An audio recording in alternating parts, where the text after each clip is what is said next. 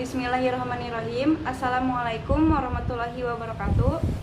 Nama saya Maria Ulfa, saya dari kelas 5A Pendidikan Bahasa Inggris. Saya anggota dari kelompok 2. Di sini saya akan menjelaskan tentang pendidikan dan perubahan sosial budaya. Pendidikan merupakan sarana utama untuk mensukseskan pembangunan nasional. Karena dengan pendidikan diharapkan dapat mencetak sumber daya manusia berkualitas yang dibutuhkan dalam pembangunan. Menurut Kamus Besar Bahasa Indonesia, perubahan berarti keadaan berubah, peralihan, dan pertukaran. Sosial adalah hal yang berkenaan dengan masyarakat. Budaya diartikan sebagai hal yang berkaitan dengan budi dan akal manusia.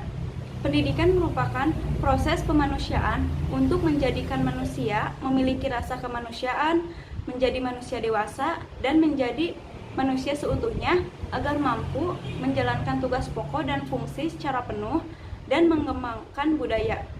Sistem pendidikan yang maju akan mempercepat perubahan sosial dalam masyarakat. Sedangkan pendidikan dapat mentransformasikan budaya melalui pewarisan budaya dari generasi ke generasi. Perubahan sosial berpengaruh pada pendidikan. Misalnya, dengan bertambahnya jumlah penduduk yang cepat, maka perlu disediakan sekolah untuk menampung siswa tersebut. Masyarakat tersebut sangat membutuhkan pendidikan untuk mencapai tujuan dan untuk mempersiapkan dirinya dalam menghadapi perkembangan zaman. Setiap masyarakat dalam kehidupannya pasti mengalami perubahan-perubahan. Perubahan sosial budaya adalah sebuah gejala berubahnya struktur sosial dan pola budaya dalam suatu masyarakat.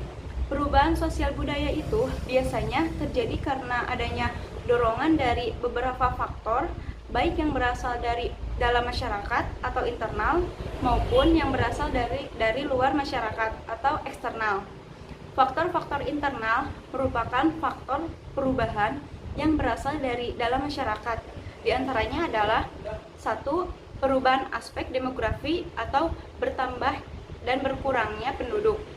Kedua, konflik antar kelompok dalam masyarakat. Ketiga, terjadinya gerakan sosial dan pemberontakan atau revolusi. Keempat, penemuan-penemuan baru yang meliputi discovery atau penemuan ide baru yang belum pernah ditemukan sebelumnya. Invention, penyempurnaan penemuan-penemuan pada discovery oleh individu. Innovation, yaitu diterapkannya ide baru atau alat-alat baru menggantikan dan melengkapi ide-ide atau alat yang telah ada. Selanjutnya, faktor-faktor eksternal atau faktor yang berasal dari luar masyarakat. Di antaranya adalah 1. Pengaruh kebudayaan masyarakat lain yang meliputi proses-proses difusi atau penyebaran unsur kebudayaan, akulturasi atau kontak kebudayaan, dan asimilasi atau perkawinan budaya. Yang kedua, peran dengan negara atau masyarakat lain. Dan yang ketiga, perubahan lingkungan alam, misalnya disebabkan oleh suatu bencana. Selanjutnya, perubahan sosial budaya dapat dibedakan menjadi beberapa bentuk. Di antaranya, 1. Perubahan lambat yang disebut evolusi dan perubahan cepat yang disebut revolusi. Contoh dari perubahan evolusi adalah perubahan pada perkembangan kondisi masyarakat.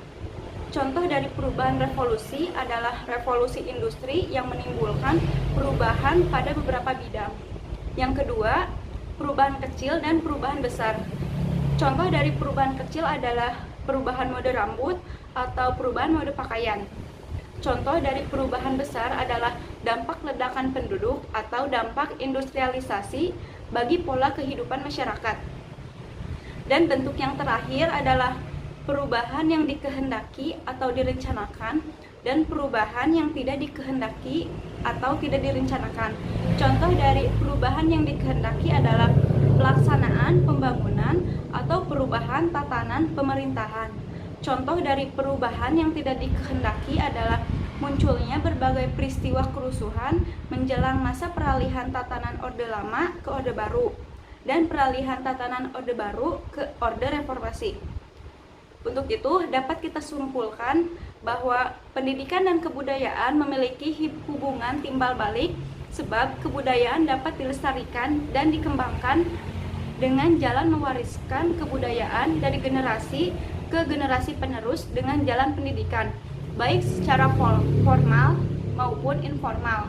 Perubahan sosial budaya terjadi karena adanya faktor internal dan faktor eksternal, sehingga muncullah bentuk-bentuk dari perubahan sosial budaya tersebut. Sekian penjelasan dari saya, mohon maaf jika ada kekurangan kata atau kesalahan. Terima kasih. Wassalamualaikum warahmatullahi wabarakatuh.